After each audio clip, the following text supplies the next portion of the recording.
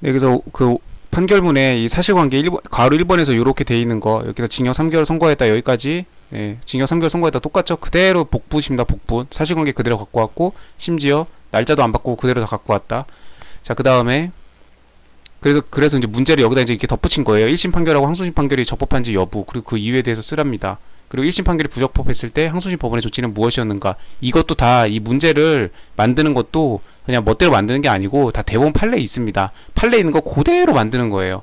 그래서 그냥 이 문제 만드는 거는 그냥 이거 누가 만드는지 모르겠는데 그냥 누구나 다 만들 수 있습니다. 그냥 형법 형사소송법 그냥 아니 뭐 그 민법은 조금 그 어려울 수 있으니까 문제를 연계해서 만들어야 되니까 그렇다 치고 이런 형법 형사소송법 이렇게 판례 하나 그대로 문제로 만드는 거는 누구나 다 만들 수 있어요. 왜냐면 이 문제 만드는 것도 이 뒤에 다 내용이 있습니다.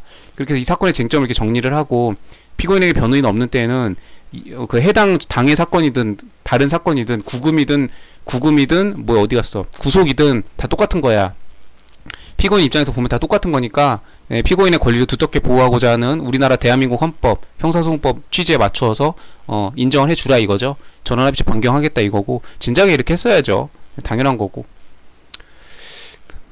이렇게 해가지고 뭐 이런 내용도 신체 자유 헌법 다 공부하셨죠. 1차에서 네, 변호인의 조력을 받을 권리 공정한 재판을 받을 권리 기억나는 대로 그냥 네, 해주면 됩니다. 근데 10점밖에 안 돼가지고 그냥 뭐 중요한 거는 이 결론 적고 결론 다 알 거고 그 다음에 이제 간단하게 간략하게나마 기억나는 대로 네, 이렇게 해서 뭐 69조에 이렇게 구인과 구금을 포함한다 뭐 이런 조문 같은 거는 빠져도 됩니다. 기억나면 적고 뭐 안 되면 저기 하고 다만 구인과 구금을 이렇게 똑같은 의미였다. 이건 판례 한 번만 봐두면 기억나죠. 이렇게 해서 어차피 구속이나 구금이나 네, 똑같은 거고 그래서 법문헌을 첫 번째로 이렇게 하고 있죠. 뒤에서 보게 될 그 문제 3번 작년 전원합의체 성년 후견인 판례 이것도 그 근거가 5가지라고 했는데 그 첫 번째 근거가 법문헌입니다. 이것도 그렇고 당연히 법문헌을 가장 먼저 신경을 써야겠죠. 네, 법문헌부터 당연히 살피는 게 대법관들이 하는 일이죠.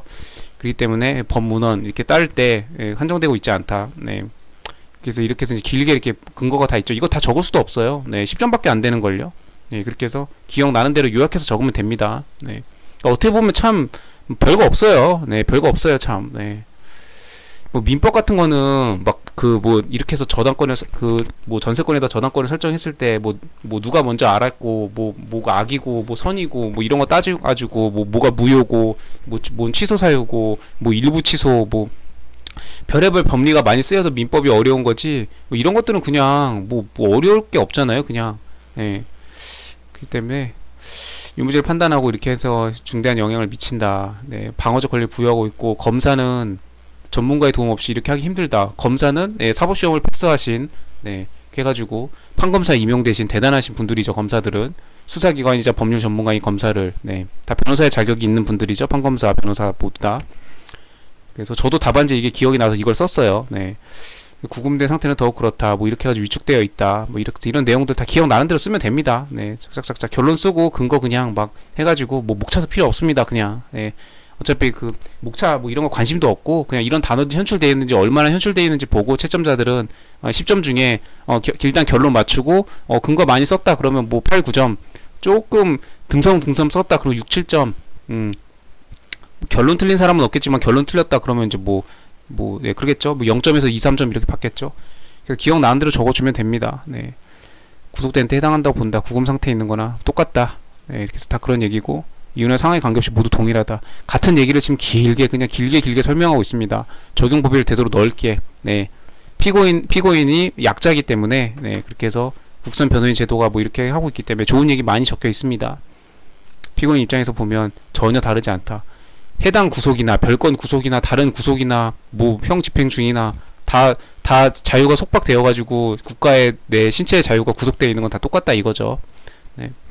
이런 건 다 한 번만 판례를 공부해 봤으면 그냥 이렇게 기억해 놨다가 기억나는 대로 그냥 말만 되게끔 글짓기 해가지고 쓰면 됩니다. 그런 판례였죠. 불균형 발생한 정도 해야 된다. 그래서 판례를 이렇게 변경하겠다 해가지고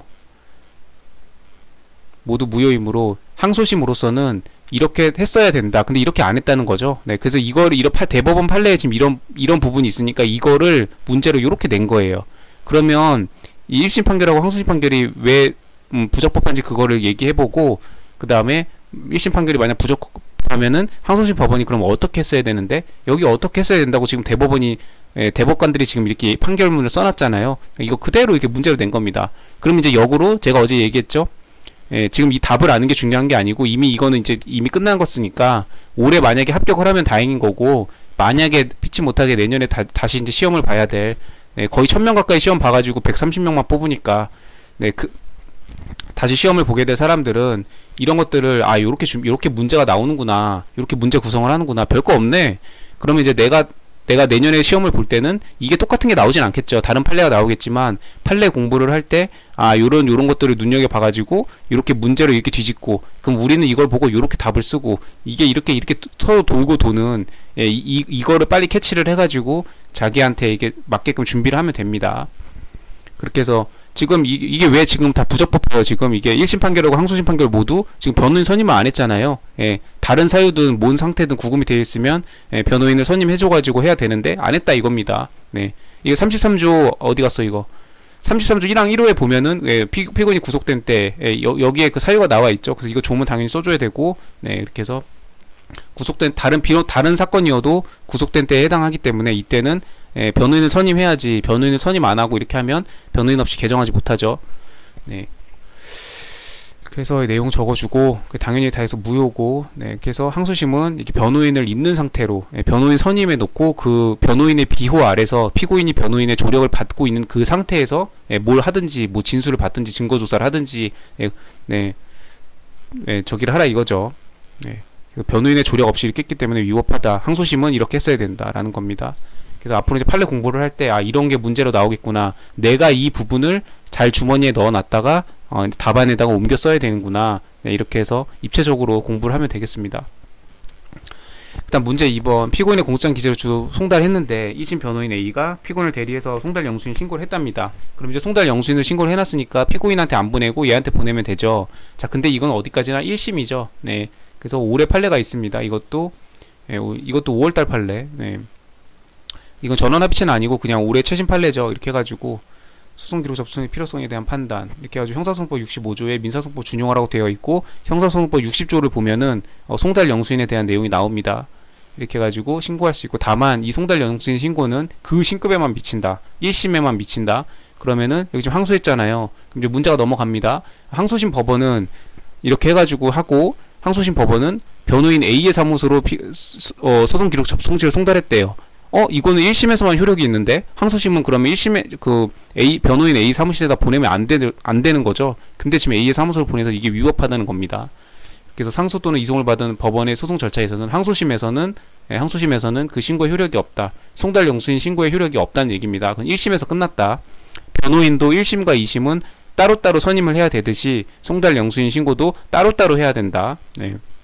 1심에서 했다고 해서 그게 항소심까지 그대로 이어지는 게 아니라는 겁니다. 그래서 이 판례를 모르면 뭐 저기 할 수 있죠. 그 다음에 또 문제가 된 게 뭐였냐?